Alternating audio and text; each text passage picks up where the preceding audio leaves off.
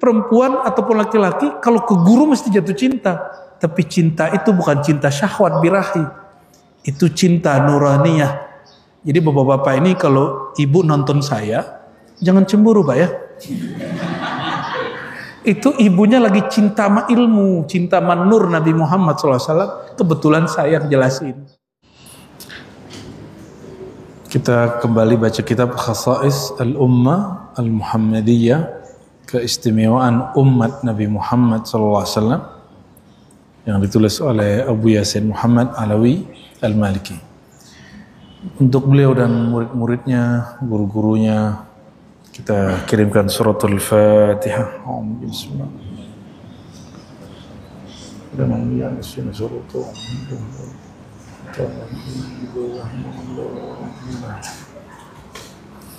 Kita masuk kepada bab syaraful qaimin bil laili wa fadluhum. Keutamaan orang yang qiyamul lail dan kelebihan-kelebihan mereka.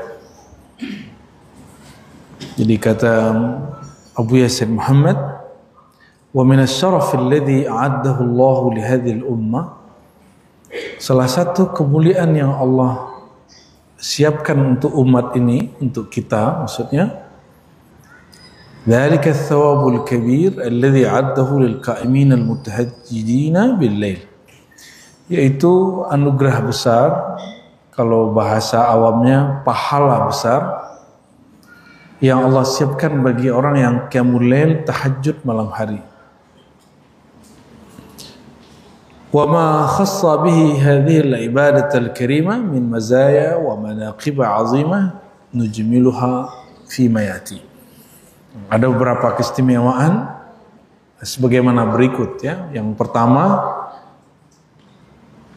salatul lail hiya afdhalus salah ba'da al-fariḍah. Jadi salat malam itu kalau dibuat rate-nya, manakah salat sunat yang paling mendekati salat wajib? Itu salat malam. Kenapa? Sebelum salat 5 waktu itu diwajibkan, dulu yang wajib hanya salat malam. Dalilnya surat Al-Muzammil, ya ayyuhal muzammil qumil laila illa qalila. Bangunlah meskipun sedikit malam saja. Itu pra Madani. Salat itu baru diwajibkan tahun, contohnya tahun kedua Hijriah. Sedangkan perintahnya 3 tahun, atau kalau versi Tirmizi 5 tahun sebelum hijrah. Jadi ada 2 versi di Tirmizi itu. Jadi sholat sudah turun kewajibannya 5 atau 3 tahun sebelum hijrah. Sholat 5 waktu. Sebelumnya Nabi ngapain? Setiap malam yusallil lailah. Beliau qiyamul lail. Ya. Maka masih ingat gak dulu ada kelompok Ghafatar, pimpinannya Ahmad Musaddiq, dia mengembalikan bab itu. Kata dia, cukup sholat sekali semalam. Jadi itu hebatnya syaitan melakukan talbis. Yang diperintahin itu benar, cuma kebenarannya sudah dihapus. Nah, itu yang nggak nyampe ke dia ya. Jadi syaitan itu boleh menyuruh kebaikan bukan untuk kebaikan itu sendiri, tapi lil ikhtirar, untuk menipu. Jadi kalau kita mimpi ketemu yang aneh-aneh, disuruh yang baik-baik, belum tentu itu dari Allah Subhanahu wa taala.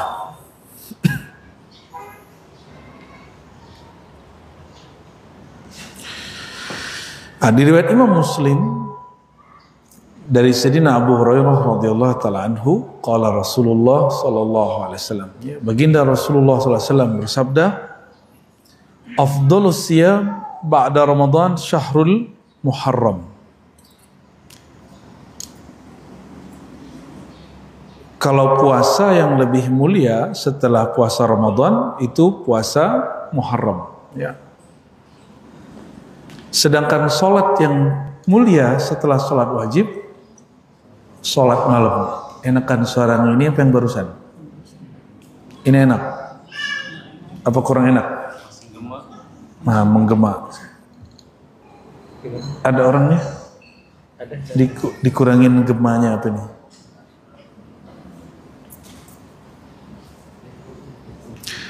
Ya, wa afdhalus shalah ba'dal fariidah salatul lail, ya. Enggak usah pakai echo akhi-akhian, ya.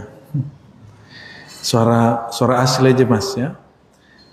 Salat malam itulah salat yang paling afdal setelah salat wajib, ya.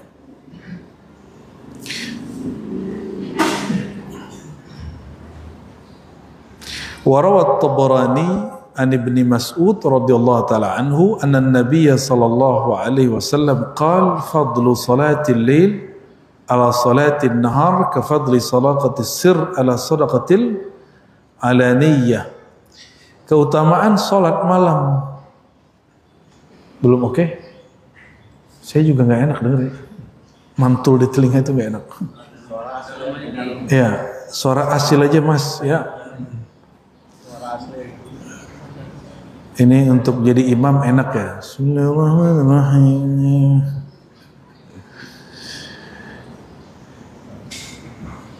Salat malam itu seperti sedekah diam-diam. Sedekah diam-diam aman daripada penyakit riya. Ini memuji siapa yang muji, kan? Ada sedekah tapi nggak mungkin juga orang yang objek yang kita sedekahin itu balas. Bersedekah untuk binatang, ngasih burung, ngasih ayam. Kalau ayam itu masih bisa nyembelih dia, kan. Kalau burung merpati gimana? Ya, kita jumpa Wan Sekhan, itu dia punya orang yang khidmat ke dirinya, itu disuruh sedekah burung. Masih ingat cerita Habil dan Qabil? Mereka diuji untuk memberikan sesajian untuk alam. Ini risalah pertama sedekah alam. Cuma kan yang antum dengar hari ini kan sesajen itu syirik. Enggak, itu syariat tua itu. Syariat lama itu. Yang diterima justru yang dari orang yang miskin tapi dia berikan yang terbaik. Ya, tapi malah dibunuh. Ini memang dari dulu kata Nabi Muhammad SAW, setiap kali ada pembunuhan, itulah pembunuhan pertama, dan orang yang selalu dapat tumpukan dosanya itu yang bunuh, yang bersedekah itu, ya.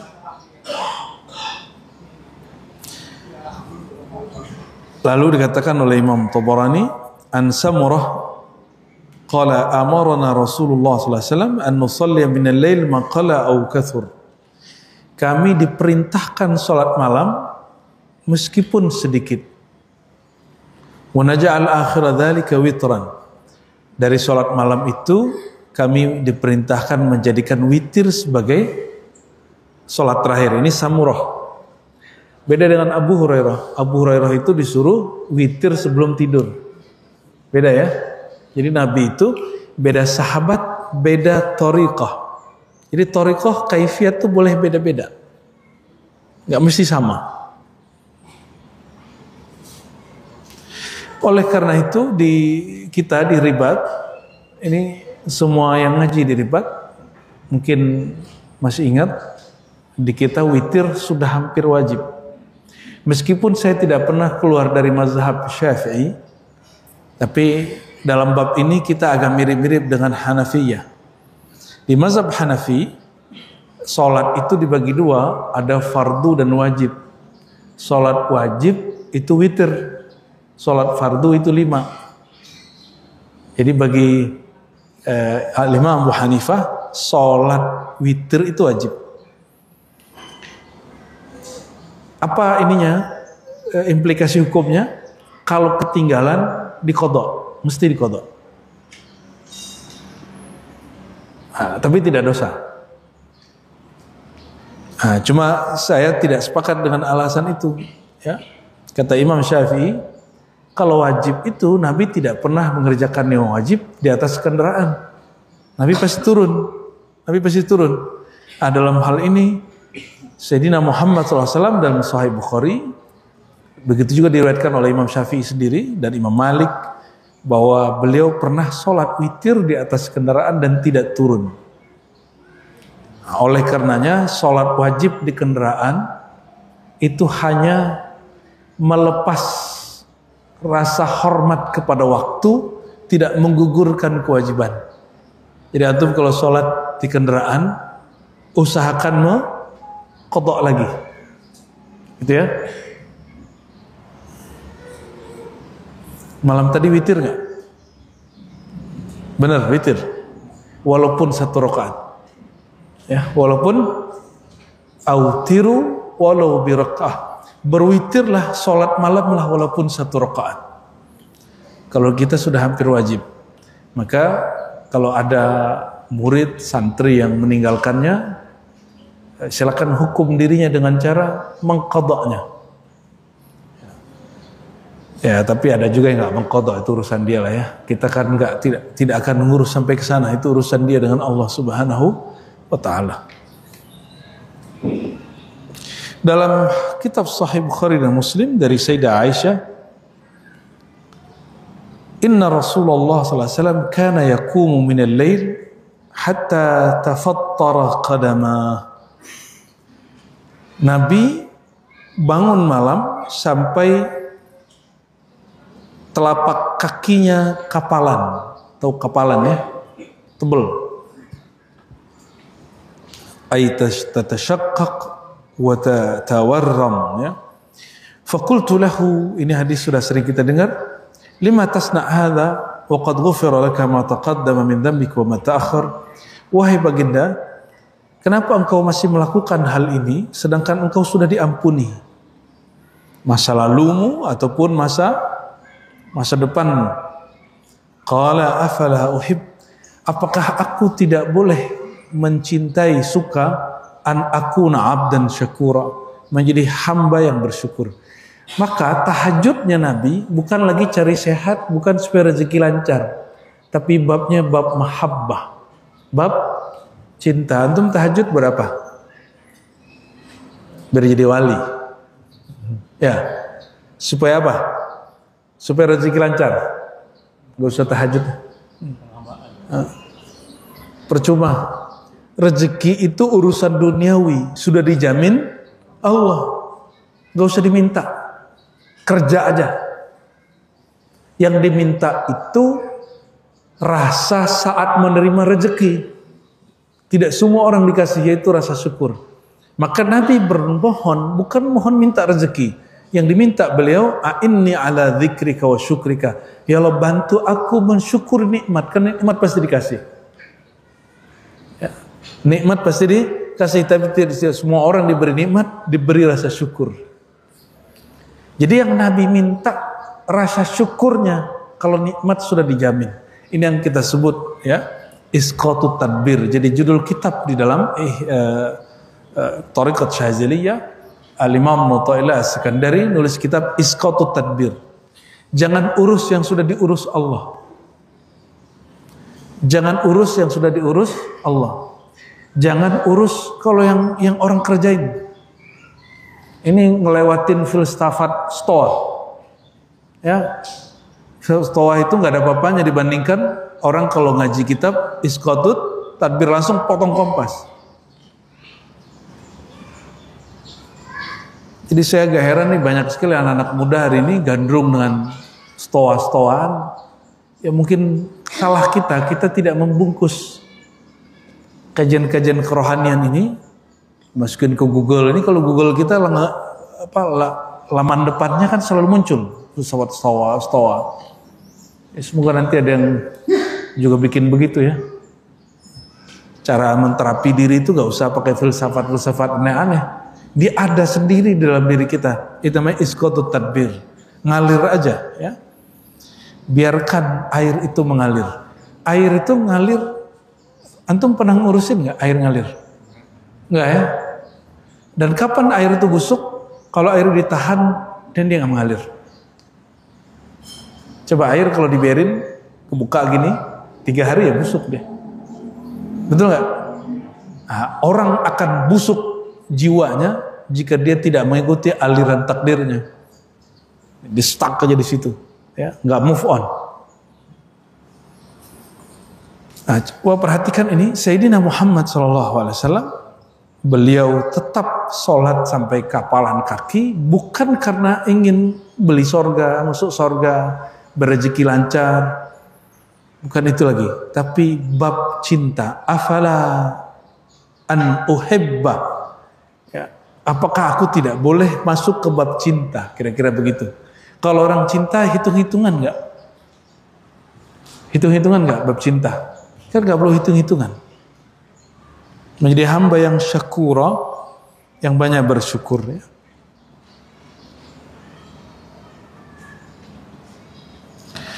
Wa man wazaba ala qiyamil lail yadkhul jannah bighairi hisab.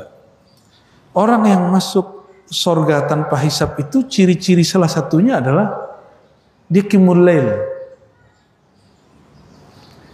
Kita ini kan qiyamul lail cuma bulan puasa ya, 11 rakaat. Betul? Katanya antum berdoa, ya Allah semoga setiap malam seperti malam Ramadan. Betul kan? Ah, gombal ente. Gimana caranya? Kalau emang mau begitu, jadikan setiap malam kita qiyamul lail. Itu aja. Malam tadi, malam besok, kalau umur kita panjang, ada 1/3 malam nggak?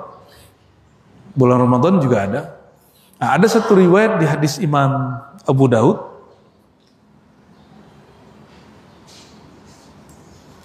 Laula an asyukka ala ummati la amartuhum bisiwaki wa ta'khiril isya. Ya.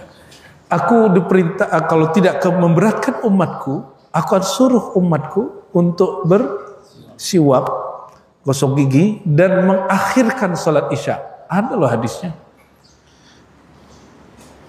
Kita pernah bikin kita selalu kalau musim iktikaf suluk salat isyanya 9 ya 10.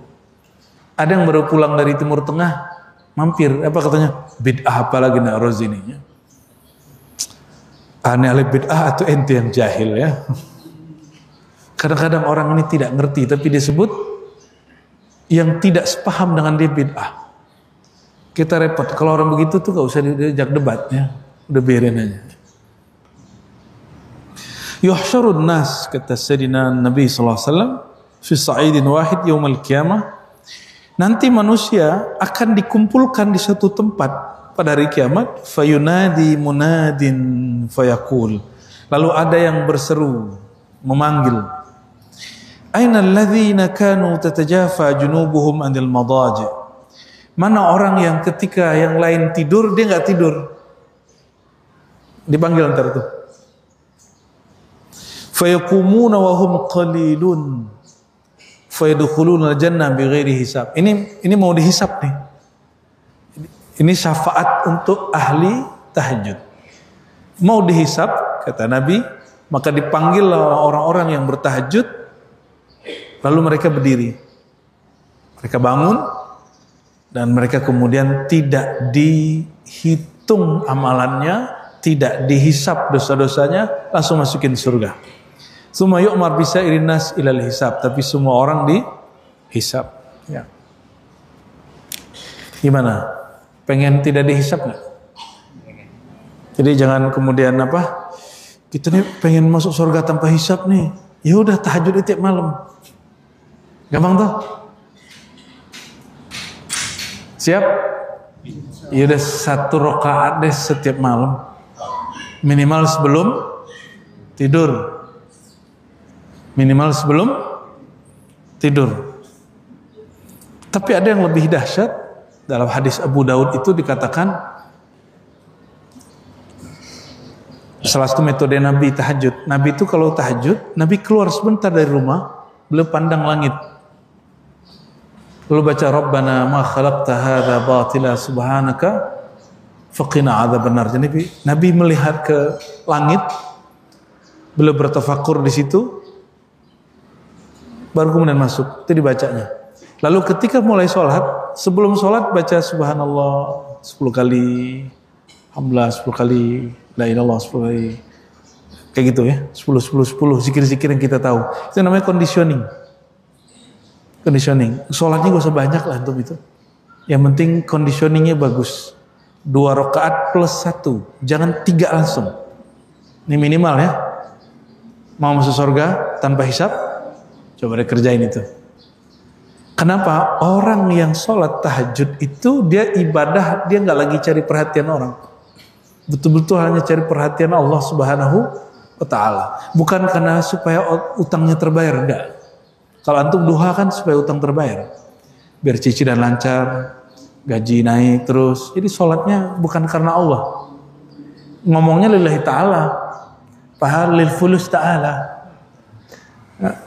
supaya keluar dari utang ya Allah Ta'ala ya. Kita ini nggak betul-betul jadi hamba Allah yang utuh. Kita ini datang ke Allah selalu bersyarat ada maunya yang disembunyiin ya. Coba nanti siang sholat zuhur betul-betul karena Allah, bisa nggak? Ini dari subuh tidak sholat kan, nggak sholat, rindu nggak nih? Pas zuhur itu ada rasa rindu nggak? Para perindu itulah karena dia nggak puas dengan 5 waktu, dia tambahkan di waktu sunyi. Oleh karenanya ada ungkapan di dalam kitab Al-Qushairi, Ibn Arabi ya, tentang para mushtaqin al-ashwaq. Apa itu? Bukankah setiap perindu hanya ingin berduaan dengan yang dirinduinya? Betul nggak? Kita ini kalau senang sama seorang pengennya berdua aja ya. Itulah egonya cinta. Nah, Allah itu sebenarnya itu hanya untuk Allah, bukan untuk makhluk. Ibnu Rushd itu sukanya ngaji kitab, baca kitab. Dia baru menikah, istrinya dianggurin. Datanglah istrinya ke perpus dia, dilemparin kitabnya. Gitu. Dipelototin sama Ibnu Rushd, bilang, sebagaimana kamu mencampakkan kitabku, aku campakkan engkau. Talak 3 jatuh.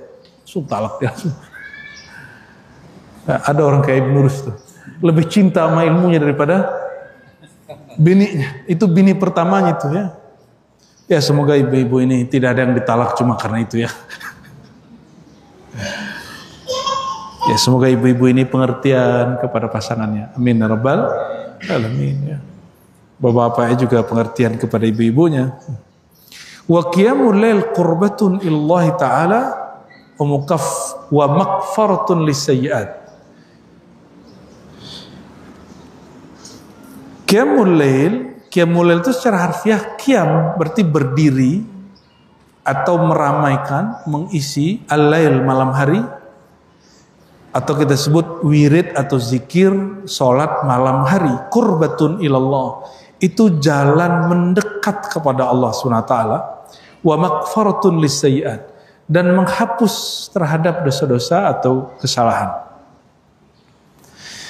Kenapa malam hari itu menjadi jalan terdekat ke Allah? Sedangkan Allah di waktu siang sama malam sama atau beda? Kita zikir siang ini dengan kita zikir nanti malam sama nggak? Allahnya. Yang berbeda rasa kita. Kecuali antum ini sudah arifuna billah arifin, orang-orang yang arif billah, mau siang malam sama aja. Oleh karenanya di Quran itu Allah bersumpah dengan siang, bersumpah dengan malam. Kenapa? Karena Rahman Rahimnya ada yang dia turunkan siang hari, ada yang dia turunkan malam hari. Ya.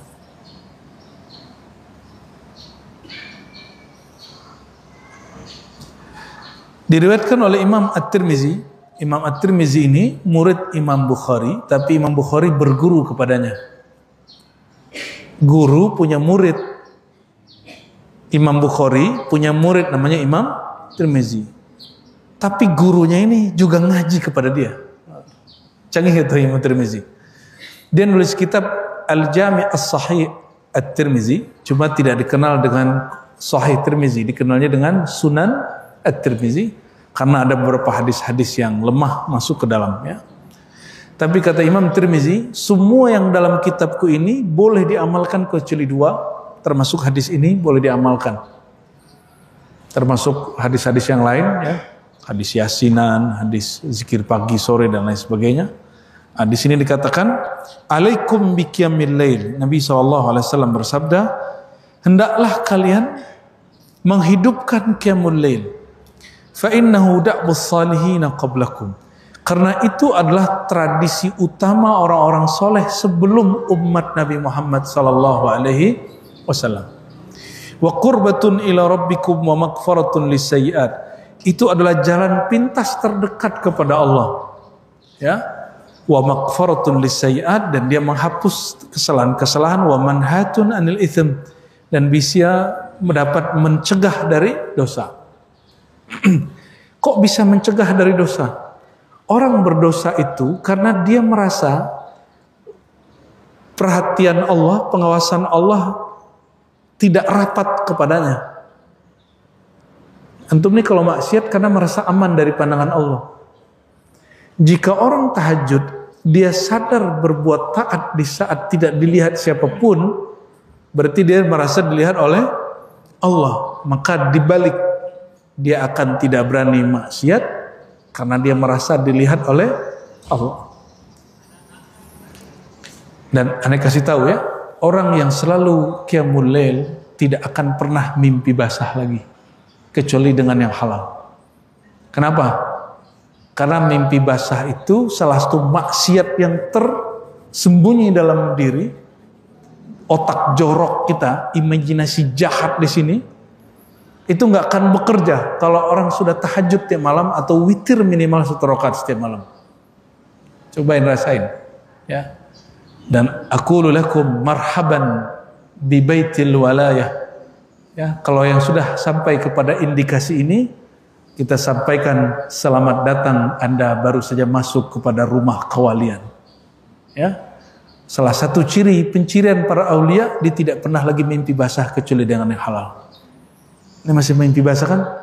Malah ada wirid kiai di pesantren itu supaya mimpi basah. Jangan-jangan kiai punya wirid ini.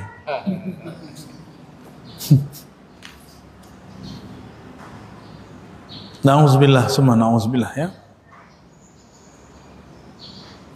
Wa qiyamul lail sihatun lil jasad. Nah, perhatikan. Ada tujuan mendekatkan diri kepada Allah, ada manfaat. Manfaat qiyamul lail bukan tujuan.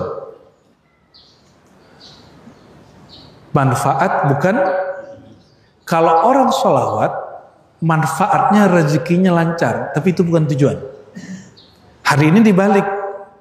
Orang sholawat bukan karena cinta Nabi Muhammad SAW, tapi karena ingin rezekinya lancar, ingin bisa beli mobil, beli Alphard.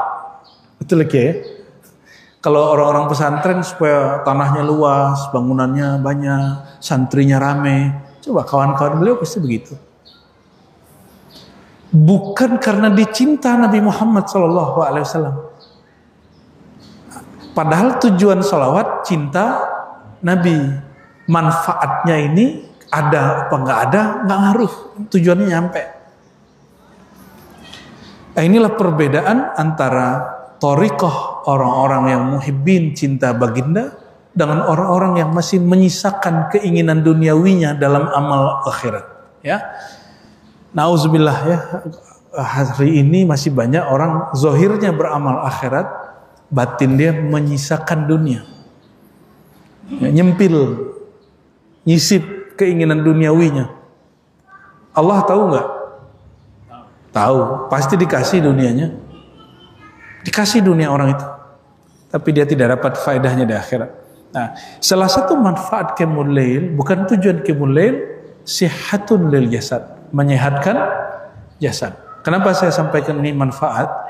Karena tidak semua ini berlaku. Banyak orang yang sudah juga qiyamul lail karena pola makan hidupnya tidak benar, ya gula-gula juga, jantung juga, mati juga, Pak. Diriwayatkan oleh Imam Tabrani dari Salman Al-Farisi radhiyallahu taala anhu, annahu qala alaikum biqiyamil lail fa innahu da'bus salihin qablakum wa maqrabatun ila rabbikum wa maghfiratun lisayyiatikum wa mahatun lil itsmi wa mataradatun lid-da'i anil jasad. Sama dengan hadis sebelumnya Tirmizi, tapi ada tambahan disebut ini ziyadatus thiqat, tambahan dari orang-orang yang thiqah, wa mataradatun lid-da'i anil jasad, dapat menolak penyakit dari jasad. Nah, sekarang pernah nggak lihat orang tahajud masih sakit-sakit? Ya, itu bukan masalah tahajudnya, tapi pola makannya nggak benar. Mau sehat? Di kitab Ar-Rahmah fit Tib yang mansub ke Imam Suyuti tapi bukan karya dia, itu ada kalimat di situ, jika engkau ingin sehat, janganlah makan setelah Isya, malam hari. Seandainya engkau makan, berjalanlah 100 meter, atau menunggang kudalah 100 meter, atau sholatlah, atau lakukanlah hubungan badan. Ada anjurannya di situ. Kenapa? Supaya energinya tidak numpuk. Dan salah satu yang dianjurkan adalah qiyamul lail. Jadi nggak numpuk di badan. Ada kitabnya Ar-Rahmah fit Tib. Ya. Nisbatnya tidak sahih ke Suyuti, tapi kalam ini benar. Mohon maaf teman-teman kita, para mu'alim, para kiai, ya, Kiai Abdurrahman, coba lihat.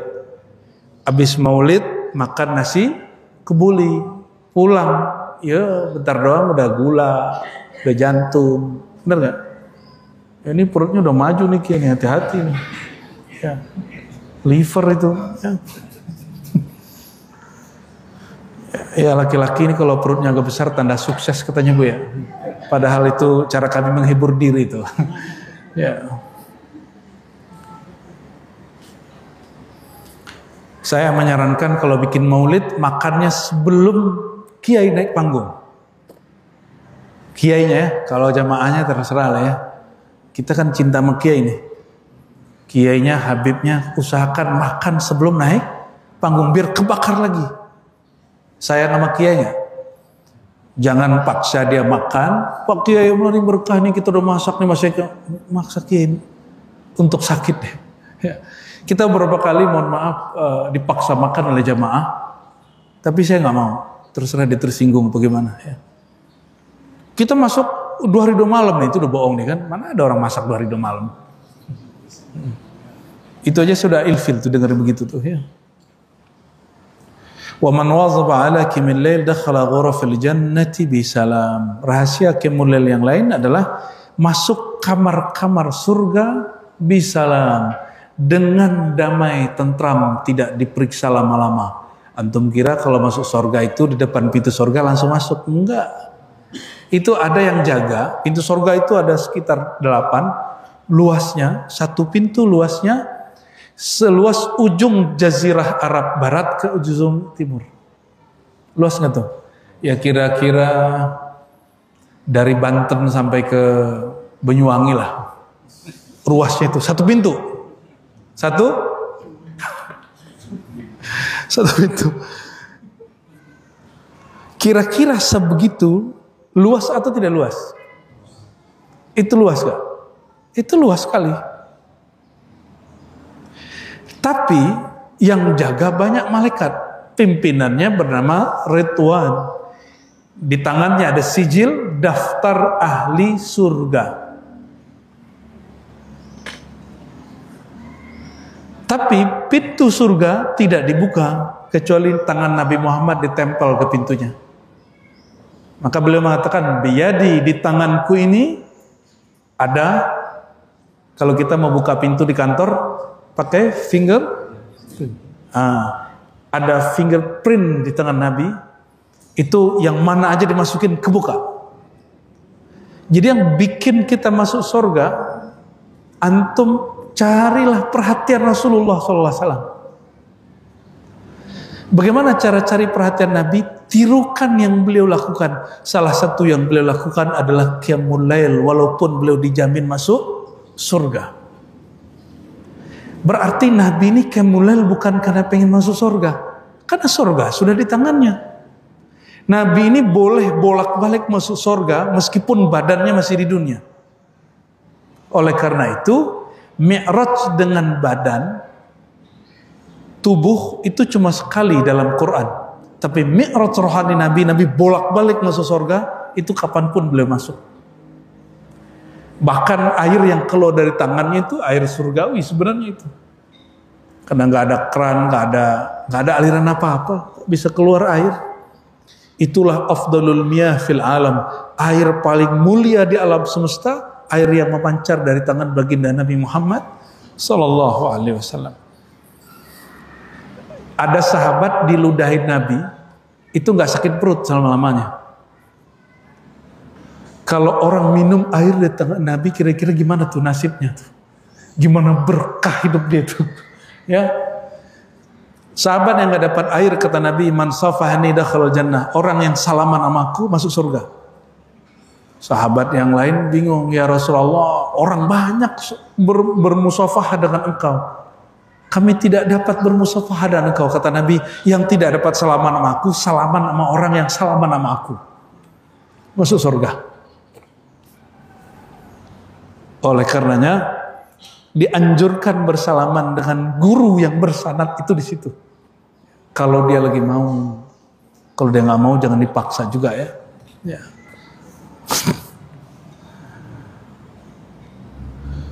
Diriwayatkan oleh Imam Tirmizi dari Abdullah bin Salam. Abdullah bin Salam ini sesuai dengan namanya, yang meriwayatkan tentang masuk surga dengan salam. Ini putra Yahudi yang masuk Islam, namanya Abdullah bin Salam. Awal ma qadima Rasulullah sallallahu alaihi wasallam al-Madinata injafala an-nas ilaihi ay asra'u ilaihi fakuntu fi man jaa. Awal Nabi masuk Madinah, itu orang mengerubungi beliau dan aku termasuk. Falamma ta'ammaltu wajhaha wastabantuhu. Ketika semua orang mengerubungi Nabi Muhammad, aku memperhatikan wajahnya. Nggak langsung salaman, karena dia ahli kitab. Di Alkitab ditulis ciri-ciri muka pembohong. Ternyata ada gores-gores pembohong, gores-gores orang jujur, muka-muka gombal tuh kelihatan tuh ya. Muka-muka nggak jelas tuh ya. Itu muka ini bisa, dia punya memori, dia bisa memancarkan dan hanya dipahami oleh orang yang mengerti ilmunya. Betul Bu ya? Ya, saya juga tahu nih ibu mana yang pembohong, nggak pembohong nih, pakai ilmu itu ya. Mana yang suka memanipulasi keadaan, ya, berlebihan, itu kelihatannya. Tapi itu bukan ilmu gaib, itu sangat ilmiah. Itu sangat ilmiah. Ditulis oleh Imam Fakhruddin Ar-Razi, judul kitabnya Al-Firasah. Sudah diterjemah. Cuma kalau baca terjemahan sama ngaji beda. Kalau ngaji itu antum langsung bisa baca. Termasuk baca ini. Garis, itu ada ilmunya. Nggak main tebak-tebakan doang. Termasuk baca tanda tangan, itu ada ilmunya Pak. Dan itu bukan ilmu gaib, itu sangat empiris sekali. Kata beliau, setelah aku ta'ammaltu wajahu wastabantuh, aku perhatikan wajah Sayyidina Muhammad SAW itu, wastabantuhu, lalu aku perhatikan dengan sedetail mungkin. Araftu anna wajahu laysa biwajhi kadzdzab. Aku faham wajah beliau tidak menyisakan satupun wajah pembohong, pendusta. Aduh, kalau dicek wajah kita ini kayaknya banyak ngelesnya ya. Betul nggak? Coba antum bercermin lah sendiri ya. Di wajahku ini kayak ada wajah pembohong ini ya. Itu orang Cirebon, tarekat Syatariyah itu punya cermin tarekat. Itu orang nggak berani bercermin di situ karena sudah ada, nggak tahu itu kepercayaan pemitos. Kalau dalamnya masih galak, kelihatannya si guguk di dalam. Kalau dalamnya tamak, kelihatan kalau ini babi gitu. Walau alam itu masih ada apa enggak itu ya. apa sisa mitos, wallahu alam. Itu di Thariqat Syatariah dulu ada, ya. Bercermin, ya. Sebenarnya kalau mau bercermin, cukuplah memandang wajah saudara sendiri. Al-mu'min mir'atu li akhihi. Seorang mukmin itu cerminan bagi saudaranya. Ya. Ini di luar ilmu ini. Ini adab sufi. Al-Imam Sya'rani mengatakan, ini di luar ilmu ini ya. Tiadalah engkau memandang orang itu pembohong, kecuali sebenarnya ada kebohongan dalam dirimu. Kamu pandang orang, terus bilang, kayaknya ini otaknya jorok nih. Karena emang otakmu jorok gitu. Kita ngelihat ada laki-laki dengan perempuan berdua. Terus dia bilang, oh pezina itu. Karena ente kalau berdua sama perempuan yang bukan ente kenal itu perempuan, pasti zina. Padahal kalau laki-laki, ini ibu-ibu harus paham ya. Saya dulu ngaji kepada guru saya, ulama Suriah. Laki-laki itu, jika dia jalan dengan seorang perempuan yang bukan istri yang kita kenal, tidak boleh langsung dituduh dia berselingkuh. Siapa tahu istrinya, tapi kita nggak tahu. Ini kata Syekh Taufik Al-Buti. Tapi kalau perempuan jalan dengan laki-laki yang bukan suaminya, kalian boleh tuduh dia langsung sebagai orang yang berselingkuh. Kenapa? Perempuan punya suami cukup dan nggak boleh lebih dari satu. Nggak adil dong. Ya, bukan itu babnya. Laki-laki ini ruang kolbunya, filenya kebanyakan bu ya. Minimal 4 yang kosong. Dan itu sudah fitrah. Fitrah itu. Nggak bisa diapa-apain. Nggak bisa diapa-apain. Ya. Kiai ini nahan-nahan ini. Ya. Tuh kan bener kan ya.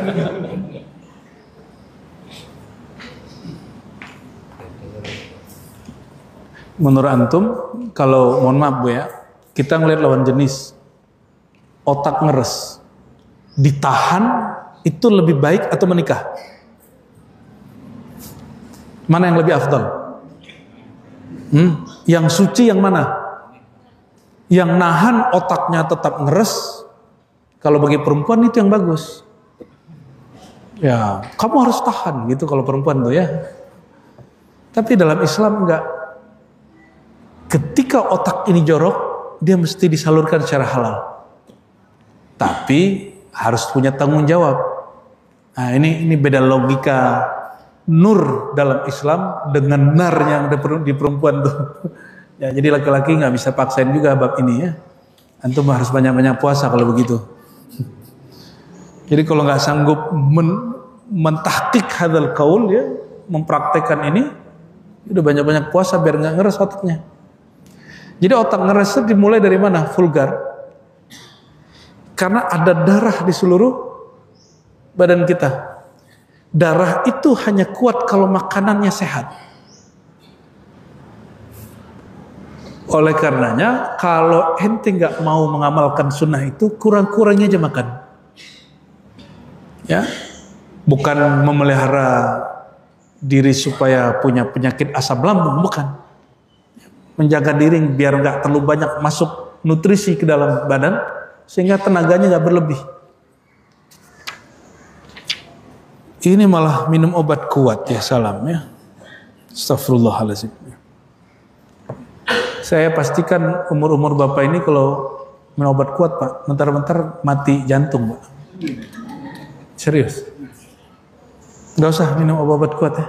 Badan sehat, makannya gak usah banyak. Minum yang protein sama nutrisinya bagus. Ya, Rasulullah itu minumannya susu kambing apa susu sapi? Sudah paham? Nabi makan nasi atau makan gandum?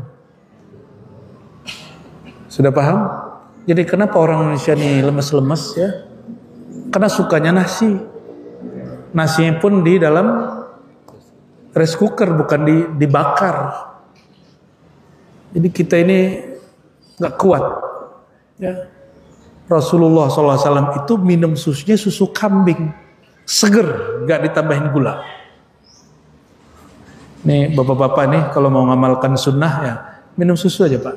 Nggak langsung minum 1 drum sehari, bukan. Dikit-dikit. Pagi, siang, malam. Begitu aja terus. Nggak usah pakai obat-obat kuat. Tahajud setiap malam. Orang yang ngantuk kita berdiri. Insya Allah orang begitu diberikan kekuatan yang sebenar-benarnya kuat. Ya? Karena kekuatan dia bersumber dari nurnya, bukan dari syahwatnya. Kalau orang dari syahwatnya mesti kadang harus nonton bokep dulu, nonton porno dulu, baru syahwatnya muncul. Padahal kita berdoa, kalau urusan begitu doanya apa? Yang kemarin kita ajarin waktu di Palembang tuh ya. Bismillahirrahmanirrahim. Syaitan. Ya Allah jauhkan syaitan dari kami.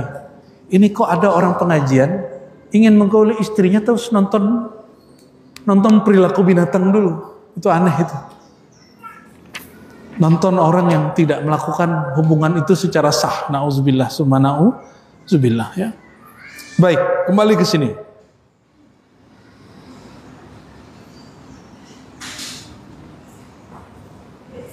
Fakana awal ma sami'tu min kalamihi sallallahu alaihi wasallam an qala ayyuhan nas afshu salam wa atimut ta'am wa silul arham wa sallu bil lail wan nasu niyam tadkhul jannata bisalam. Yang pertama aku dengar dari Nabi, kata Nabi apa? Afsus salam, tebarlah salam, bukan tebar ancaman. Hari ini orang kalau dakwah yang ditebar duluan apa? Ancaman, betul? Ya, antum kalau ngaji hari ini, itu pulang-pulang sukanya ngancem, biasanya. Semoga pengajian kita enggak. Ya, kalau nggak paham, nggak sepaham, ancam, kasih ancaman orang. Tapi yang diajarkan baginda, afsus salam. Tebarlah kedamaian, jangan tebar ancaman. Jadi prinsip dakwah Islam bukan prinsip mengancam orang. Prinsip dasarnya adalah prinsip menebar salam. Dan ini perintahnya bukan hanya kepada sesama muslim, itu ke semua orang. Afsus salam, tebarlah kedamaian. Wa at'imut ta'am. Hendaklah engkau memberi makan. Wah, ini kayaknya amalannya pesantrennya Kiai ini ya. Kita tiap kesini dibuatin kebuli terus sama kambing. Masya Allah. Semoga masuk surga bisalam ini Kiai ya. Wasilul arham, sambunglah jalinan kasih sayang yang terputus. Maksudnya dia putus kita jangan putus balik, kita sambung. Ya, ini berat, ini agak berat. Dan jalinan kasih sayang yang paling berat adalah jalinan pernikahan. Oleh karenanya perceraian itu dibenci oleh Allah Subhanahu wa taala. Wa sallu bil lail wan nasu niyam. Salatlah pada malam hari di saat orang-orang tidur. Tidur itu lalai bukan? Sama salat duha, kapankah yang paling afdal? Saat semua orang sedang sibuk dengan dunia. Kira-kira jam berapa itu? Lagi sibuk-sibuk sama dunia itu pukul berapa? 9.10. Ya, benar gak? Orang sibuk meeting, sibuk ini, sibuk itu. Itulah waktu paling afdol sholat. Ya. Habis itu orang pulang kerja. Ba'da asar. Jadi kalau kata teman saya, ada akhirul lail, ada akhirun nahar. Wah, nyeleneh juga nih teman ini. Jadi dia jarang zikir akhir malam. Dia zikirnya akhir siang. Jadi di saat semua orang sibuk di jalan, sibuk pulang, dia sibuk duduk bersama Allah Subhanahu wa ta'ala. Maka disebutkan dalam hadis Imam Muslim, siapa yang menjaga sholat asar, ya, Allah jaga keluarganya, hartanya, ya, jiwanya. Jika engkau melakukan itu, tadi apa? Menebar kedamaian, at'imut ta'am, memberi makan, menyambung silaturahim, sholat malam, tadkhulul jannata bisalam, kamu masuk surga dengan penuh keselamatan. Di saat itu Nabi Muhammad masuk ke Madinah, sholat 5 waktu belum wajib. Ya, waktu Abdullah bin Salam mendengar ini belum wajib sholat 5 waktu.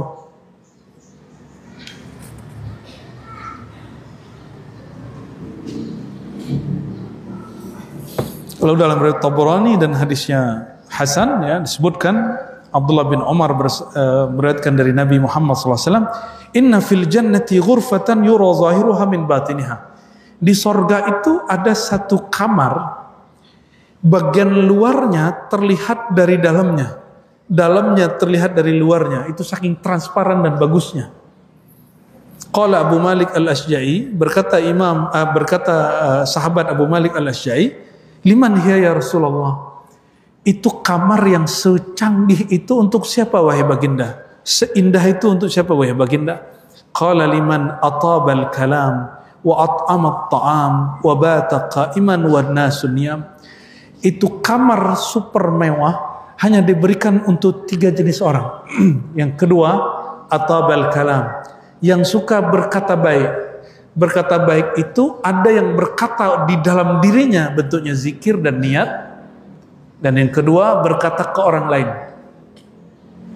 Itu sebabnya disebut al-kalimah thayyibah. Ada yang sifatnya nafsi, ada yang ghair nafsi. Ada yang di dalam diri, itu zikrullah. Ada yang keluar diri, itu kalam, interaksi dengan orang. Coba hari ini sudah ngomong positif belum? Sudah zikir pagi sore belum? Sudah? Sudah.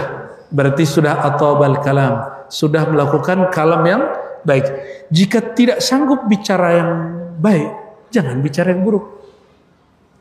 Kalau nggak sanggup nyenengin orang, jangan nyakitin orang. Itu dia atabal kalam. Ya.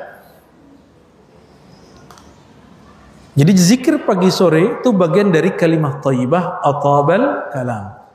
Ataba juga bisa berarti membaguskan, mengharumkan. Ya. Kalau thayyiban membaguskan, kalau thayyiban berarti harum. Saya pernah jumpa beberapa ahli kasyaf. Dia sangat sensitif. Kalau kita baca nama Allah dalam hati, lalu saya napas, ngomong, itu dia cium bau harum. Ada orang begitu, Pak. Ada orang begitu. Ya, dia bisa mencium efek dari dalam. Terus kalau kita ngejek orang nih, atau merendahkan orang di hati, dia langsung mencium bau nafas kita, bau bangkai. Ada orang-orang kasyaf begitu. Tapi repot jadi orang begitu ya. Saya nggak minta yang begitu, nggak mau. At'amat ta'am, suka membagi makanan, wa bata qa'iman wa nasu niyam. Dan dia mabit, nah istilah mabit ini istilah nabawi, mabit malam hari, qiyamul lail. Qiyamul lail tidak mesti sholat, bisa jadi wiridan, baca Quran, atau tawajuhan, atau khataman gitu, boleh ya. Kami di Ribat untuk mempertahankan ini latihannya, kajiannya mungkin sampai jam 10-11 ya, tapi kalau bab khataman zikir kita baru berhenti tengah malam ya, biasanya begitu cara minimal mulai latihan bisa tembus zikir sampai tengah malam, jam 00 baru berhenti. Nah, afdolnya nanti ke depan mulai zikir itu jam 12 malam ya, Buya Yunal ya, nanti yang mimpin zikir kan salah satunya Buya Yunal ini di Ribat. Jadi kita kalau mulai zikir mulainya jam 12 malam, insya Allah. Sampai nanti pukul-pukul 3 itu baru beres ya. Kira-kira antum kuat nggak tuh? Nanti kita buat kajian zikir begitu di Ribat Buaran. Ini kita lagi bangun, insya Allah bikin pusat tarekat, pusat kajian zikir, pusat talqin zikir, insya Allah di Serpong ya. Nggak terlalu luas tapi insya Allah cukup. Nanti ada surau pusat kajiannya, ada surau tempat suluknya, ada pendoponya sudah ada. Nah, ini sedang kita coba ini. Mohon doanya semoga Allah mudahkan ya. Amin ya rabbal alamin. Katanya kiamat bentar lagi, biarin ya. Mau kiamat besok kita bangun juga malam ini ya. Ini kadang-kadang orang ngaji akhir zaman salah paham. Kalau emang kiamat dekat ngapain kita beginian lagi? Nah ini orang ngaji akhir zaman justru dia pesimis hidup, nggak optimis. Kalau saya ngaji akhir zaman justru bikin saya optimis. Ya, harapan kita tambah banyak. Siapa tahu kita nggak sempat, antum ini nggak sempat berjuang dengan imam akhir zaman, minimal punya karya hidup, meninggalnya dalam saat berkarya. Ya, jadi bikin karya banyak-banyak. Kalau yang nggak bisa nulis buku, ya ngapain kayak bantu ini kayak bantu itu kan bagian dari karya. Ya, diriwayatkan oleh Ibnu Hibban wa ghairuhu dari Abu Hurairah annahu qala qultu ya Rasulullah inni idza ra'aituka tabat nafsi wa qarrat aini. Kata Abu Hurairah nih, wahai baginda, aku jika melihat engkau jiwaku jadi enak, pandanganku jadi sedap, ya, pandanganku terhibur. Anbi'ni an kulli syai', kabarkankan aku segala sesuatu, ya. Lalu Nabi mengatakan kullu syai' khuliqa minal ma', tiadalah sesuatu kecuali tercipta dari air. Qultu akhbirni bi syai' idza amiltuhu dakhaltul jannah.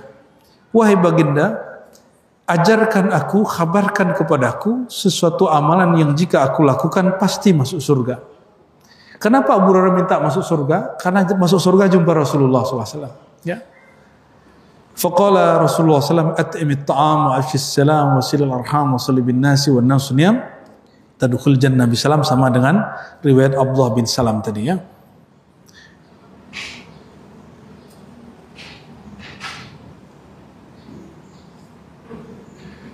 Lalu hadis terakhir yang kita baca pada duha ini, riwayat Tabarani, bahwa Qiyamul Lail adalah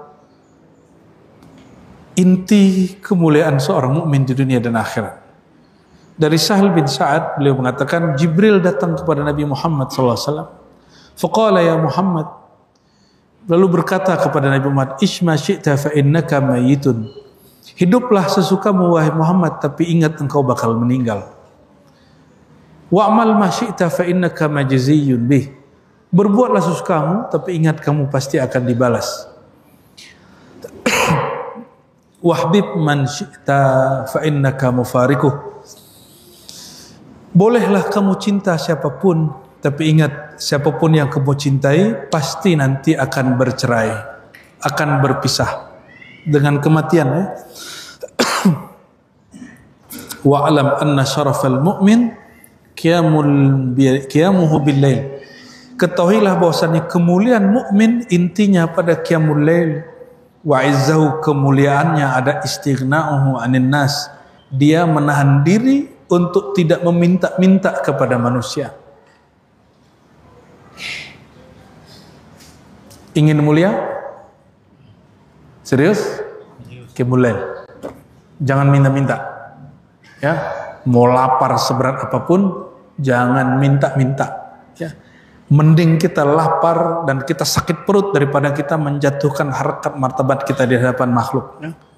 Mintanya ke Allah Subhanahu wa taala. Maka dikatakan di sini riwayat Baihaqi, asyrafu ummati hamalatul Quran wa ashabul lail. Semulia-mulia umatku adalah pemikul ilmu Quran, bukan penghafal. Ini perhatiin, ya. Ini banyak sekali yang salah paham, dikira hanya penghafal Quran. Hamalatul Quran itu oleh Imam Ghazali diartikan hafizul Quran wa faqihuhu. Orang yang hafal Quran dan mengerti isinya itu disebut hamalatul Quran. Wa ashabul lail, dan orang yang bangun malam hari. Jadi kalau ditanya nanti siapakah orang yang paling eksklusif di akhirat nanti, orang yang punya ilmu Quran, dan yang kedua ahlul lail. Maka digabung dalam sebuah riwayat Imam At-Tirmizi, autiru ya ahlal Quran, wahai keluarga Quran, berwitirlah kalian. Ya, dan saya memang merasakan sekali hafalan saya akan hancur kalau tidak witir, Pak. Menjaga hafalan yang ada aja itu witir lebih enak. Jika dulu kita setoran ke guru, sekarang kita setoran kepada Allah Subhanahu wa ta'ala, dan itulah seindah-indahnya setoran baca Quran, ya. Muraqabatul Quran namanya. Muraqabah, menghadirkan rasa membaca Quran seakan-akan diperhatikan oleh Allah yang menurunkan Al-Quran. Semoga amalan ini bisa digabung. Kalau nggak bisa, antum beli standing Quran, beli mushaf besar, baca itu di dalam sholat, dan itu tidak merusak sholat, ya. Itu boleh. Mulai hari ini coba cari-cari, ya. Beli standing Quran, beli mushaf besar, jangan pakai mushaf Madinah, pakai mushaf India itu Indonesia. Ya, antum kalau nggak biasa kan pakai mushaf Madinah. Mushaf Madinah itu waw matinya nggak ada harokatnya. Nah, orang kita ini gagah-gagahan pakai mushaf Madinah tapi nggak bisa baca. Akhirnya kayaknya keren, padahal bacanya salah. Ya, beli mushaf lokal aja, mushaf Kudus, itu keren ya. Cuma karena kita ini hidup karena tren-trenan, kita nggak suka pakai mushaf lokal. Lalu baca di malam hari, nggak usah banyak-banyak. Nggak sanggup satu halaman, 2 baris lah. Pelit amat ya, baca WA berjam-jam, baca Quran nggak bisa lama. Aneh meragukan ente sebagai pencinta Allah dan Rasulnya. Meragukan kalian sebagai keluarga Quran. Keluarga Quran, namanya keluarga, kita betah sama keluarga. Tapi ini orang katanya keluarga Quran. Tapi kalau baca Quran, kulhu mulut dibaca ya. Bukan berarti kulhu ini tidak mulia. Barangkali itu ya. Cukup? Boleh tanya jawab? Yaudah, 1 laki 1 perempuan.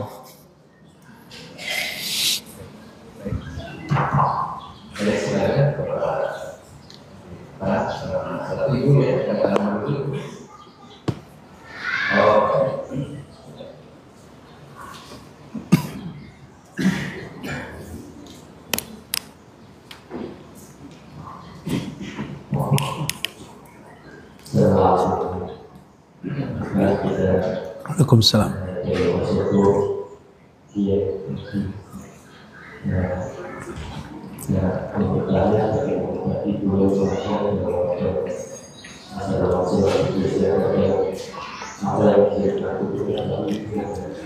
Kurang jelas Pak.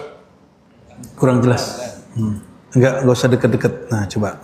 Atau nggak usah pakai mic.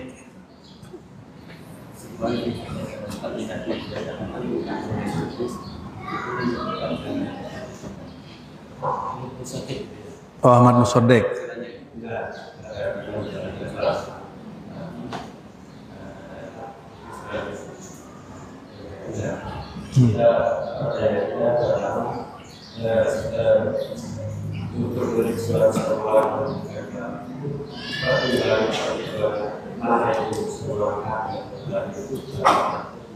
Oke, seruan batin, lintasan-lintasan hati.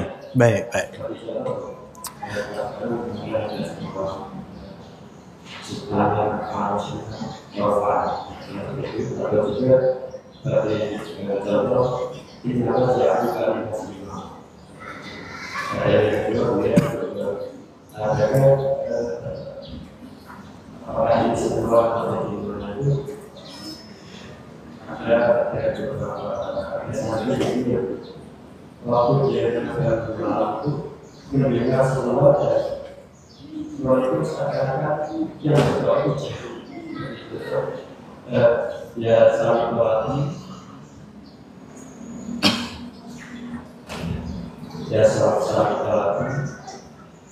Ya gitu deh, ya udah gitu deh. Ya.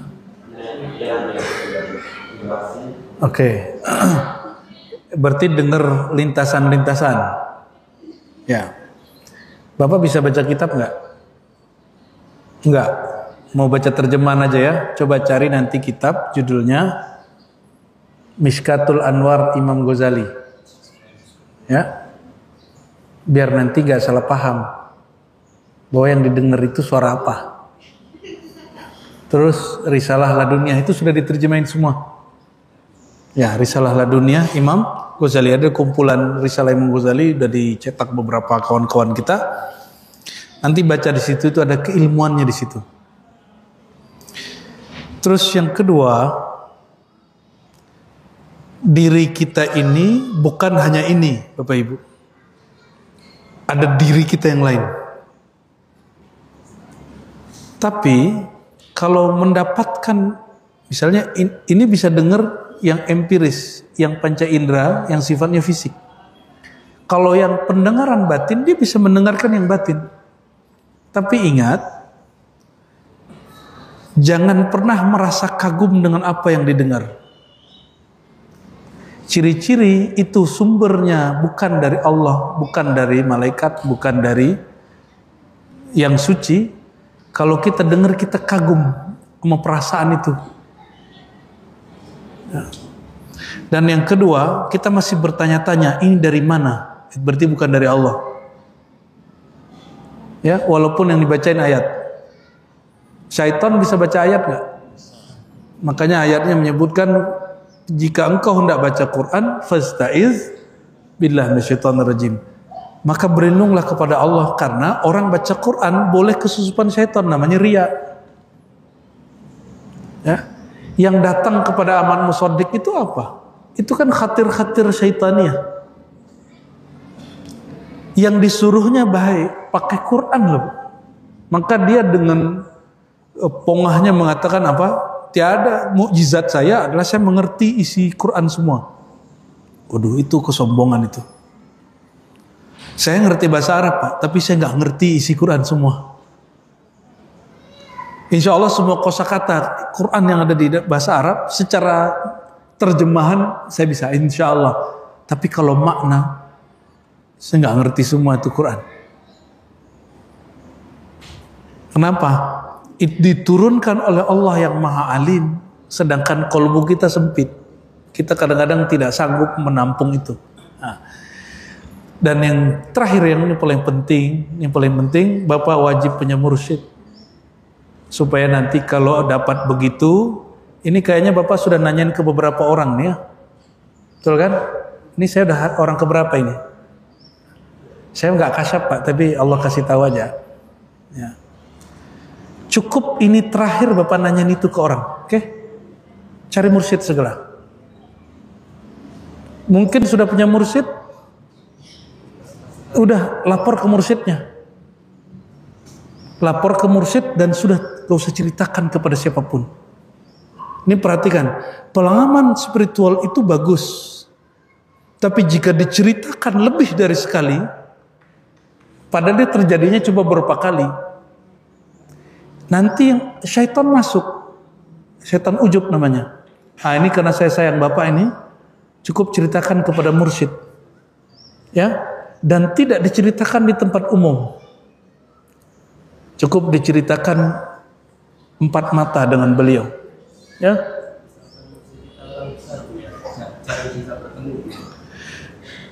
Gak usah setor, udah tulis. Cukup ditulis. Dan jangan langsung percaya. Kenapa? Hazad-din bunya alal ilmi. Agama ini dibangun berdasarkan ilmu, bukan berdasarkan lintasan batin. Ya, ilmu itu apa? Sesuatu yang sifatnya nasyi'an dalil, ya. Sesuatu yang diperoleh secara bukti dalil yang sahih sesuai dengan kenyataan. Ya. Saya mengalami pengalaman rohani, alhamdulillah juga banyak, Bapak. Tapi kita skip. Saya tidak mau saya menceritakan lebih dari yang perlu. Ya, khawatir nanti saat menceritakan ada perasaan sesuatu dalam diri saya. Ya, susah jumpanya. Allah kan Maha tahu. Ya, dan makom seseorang bukan berdasarkan lintasan rohani yang dia dapat. Ya, jadi tulis, kasih aja, titipkan kepada muridnya. Gitu caranya ya. Ya, kita diribat seperti itu. Jadi kalau pengalaman rohani sudah nggak ada lagi cerita banyak kepada guru, tulis, serahkan kepada mursyid. Dan adabnya apa?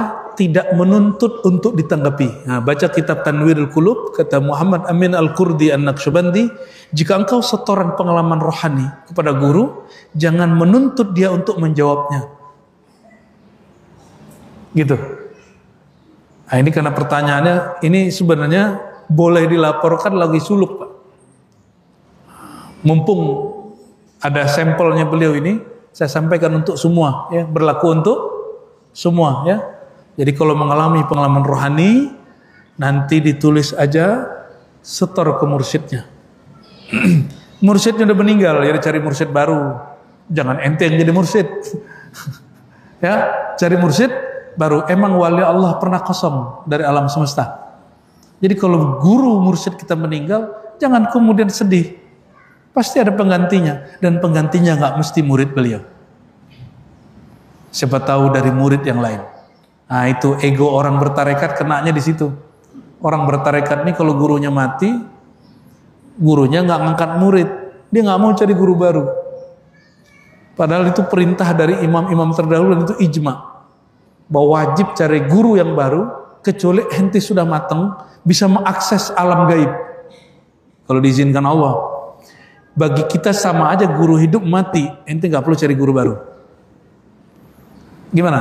Kalau guru meninggal aja. Ya udah berarti ente cari guru baru. Gitu Pak ya? Imam Qushairi juga nanti ada penjelasan tentang di Risalah Qushairiyah tentang khatir-khatir namanya. Lintasan. Lintasan dari Allah langsung sir kita tahu. Lintasan dari malaikat, jiwa kita nggak seneng, hati kita seneng. Biasanya disuruh beramal yang baik. Lintasan dari ego muncul kesombongan. Lintasan dari syaitan mulai kagum. Nah ini berhati-hati ya. Ada lagi satu, cukup. Oke, silakan. Langsung pertanyaan Bu ya.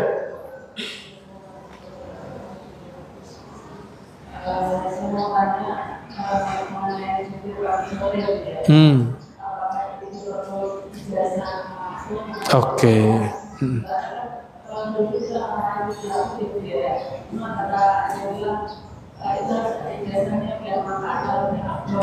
Baik.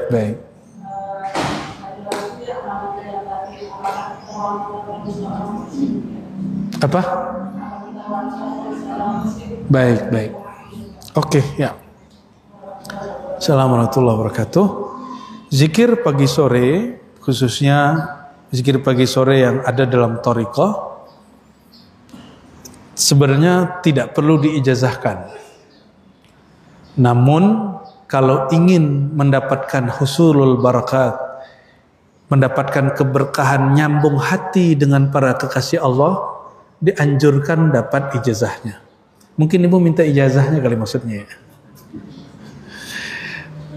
Siapapun yang hadir tidak hadir mendengar ini langsung ataupun rekaman, ajastukum jami'an bidzikri sabahi wal masa bidzikri al asas bi adzkaril asas auradil asas. Jadi jawab qabil tuh gitu ya. Siapapun yang dengar langsung tidak langsung, rekaman atau tidak, offline atau online, semua dapat ijazah izin untuk mengamalkan zikir pagi sore yang bernama Al-Wirdul Asas, yang dulu dirumuskan oleh Al-Ghaus Al-Qutub Al-Azam Syekh Abdul Hasan Asy-Syadzili qaddasallahu sirrahul aziz. Beliau merumuskan dari hadis-hadis Nabi, itu sangat dianjurkan untuk dibaca. Di ujung bacaannya kan subhanallah bihamdi subhanallahil azim, itu yang disebutkan dalam hadis Imam Tirmizi, sesungguhnya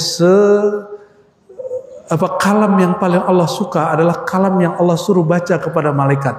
Apa yang disuruh baca ke malaikat? Subhanallah bihamdi subhanallahil azim. Itu rezeki malaikat. Jadi malaikat gak perlu makan air, minum air nasi gak. Rezeki malaikat adalah subhanallah bihamdi subhanallahil azim, itu di alam malakut. Jika orang membaca itu, maka dia akan diberkahi zahir dan batinnya. Zahirnya dengan dijamin rezekinya, batinnya, kolbunya makmur dengan lintasan-lintasan malaikat. Gitu. Ya, lintasan-lintasan dari malaikat. Apa ciri-ciri lintasan dari malaikat? Jiwa kita nggak seneng. Karena jiwa ini senangnya malas-malas. Nafsiyah kita senangnya malas. Ini ciri kalau malaikat yang ngasih bisik. Dan masing-masing bapak ini ada malaikat Pak. Ada malaikat kiri, kanan, depan, belakang, atas. Kalau baca sholawat Allah ciptakan lagi malaikat baru di situ. Orang zikir diciptakan lagi malaikat baru di situ. Orang bermajelis begini Allah ciptakan juga malaikat. Apa kata malaikat itu? Ya Allah rahmati dia. Ya Allah sayangi dia.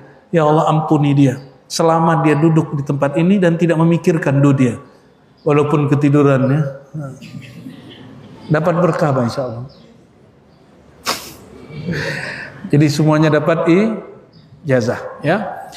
Supaya nyambung, kirim Fatihah untuk imamnya dan pemberi ijazahnya biar koneksi kolbunya. Oke? Yang kedua, perlukah perempuan bermursyid?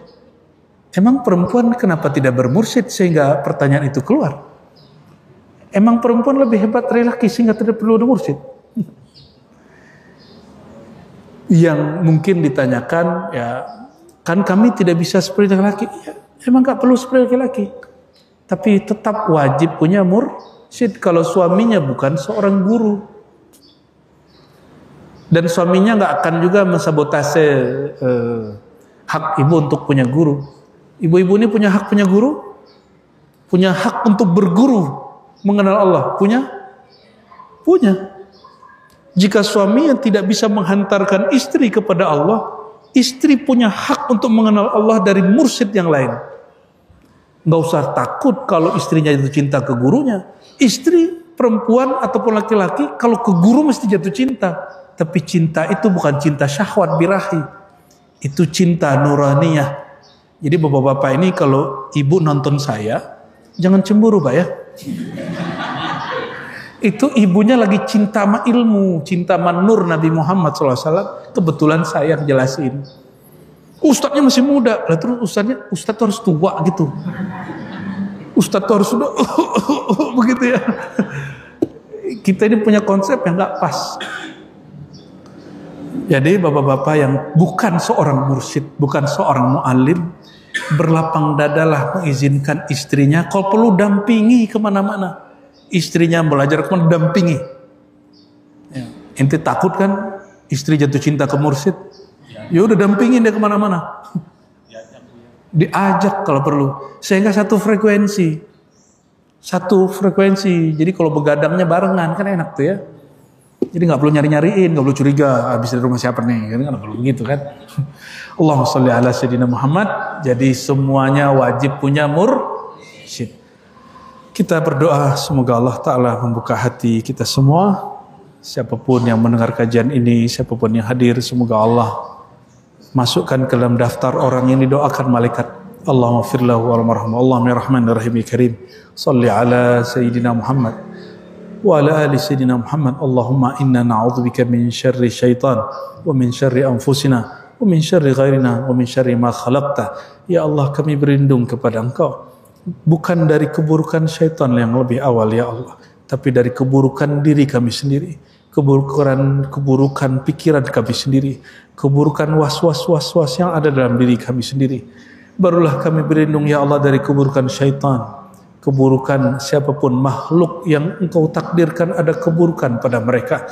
Allahumma ya Allah ya muqallibal qulub, wahai yang menguasai kalbu kami, wahai yang mengarahkan jiwa kami, paksalah jiwa ini ya Allah hanya menghadap patuh kepada Engkau. Paksalah ruh kami, kalbu kami hanya mendekatkan diri kepada Engkau. Ya Allah, jika Engkau melihat kami tersesat, jika Engkau melihat kami lalai dan lupa, mohon ambillah kami, tariklah kami dengan rahman rahimmu ya Allah, dengan kelembutan ism latifmu ya Allah. Dan ya Rahman, ya Rahim, ya Rahman, ya Rahim, irhamna warhamil ummah jami'an. Ya Allah, sayangilah kami, sayangilah semua umat Nabi Muhammad SAW. Ya Allah, sayangilah orang yang taat dengan jadikan mereka istiqamah. Sayangilah orang yang telah terjebak maksiat dengan bukakan pintu tobat bagi mereka, bukakan hidayah di kalbu mereka. Allahumma ajirna wa iyyahum minan nar. Ya Allah, bebaskan kami dan mereka umat Nabi Muhammad dari neraka-Mu, dari murka-Mu. Allahumma aslih ummata Sayyidina Muhammad. Ya Allah, perbaikilah umat Nabi Muhammad sallallahu alaihi wasallam. Allah mansur ummata Sayyidina Muhammad sallallahu alaihi wasallam. Ya Allah, siapapun dari hamba Engkau yang dia termasuk umat Nabi Muhammad, bantulah kesulitan mereka, bantulah perjuangan mereka, bantulah mereka dimanapun mereka berada. Allahumma jbur ummata Sayyidina Muhammad sallallahu alaihi wasallam. Allahumma nawwir quluba ummati Sayyidina Muhammad sallallahu alaihi wasallam. Ya Allah, terangi kalbu umat Nabi Muhammad sallallahu alaihi wasallam. Allahumma ya Allah ya Rahman ya Rahim ya Karim ya Azim ya Wadud ya Wadud ya Wadud. Ya Allah, turunkan sakinah dan jadikan keluarga kami waddah warahmah. Jadikan pasangan kami, anak istri kami penyedap mata kami di sisi Engkau ya Allah. Allahumma ya Allah, inna nas'aluka asyauqa ila liqa'ik wa ila liqa'i habibikal Mustafa Muhammad sallallahu alaihi wasallam. Ya Allah, hati kami ini hambar ya Allah. Hati kami tidak mengenal kekasih Engkau Nabi Muhammad, sehingga hati kami tidak ada kerinduan kepadanya. Mohon ya Allah berikan makrifat kenal kepadanya, sehingga kami muncul rasa cinta kepadanya. Walhasil ada rasa rindu berjumpa dengannya, sehingga kami pun merindui jumpa dengan Engkau ya Allah. Ya Allah, ya Rahman, ya Rahim, ya Karim, ya Azim. Tiadalah kerinduan terindah kecuali merindui Engkau dan kekasih-Mu. Rabbana atina fid dunya hasanah wa fil akhirati hasanah wa qina adzabannar wastur auratina bijamalik wastur auratina bijamalika ya wa ghufranika ya Rahmanir Rahim ya Ghaffari Ghafur walhamdulillahi rabbil alamin. Assalamualaikum warahmatullahi wabarakatuh.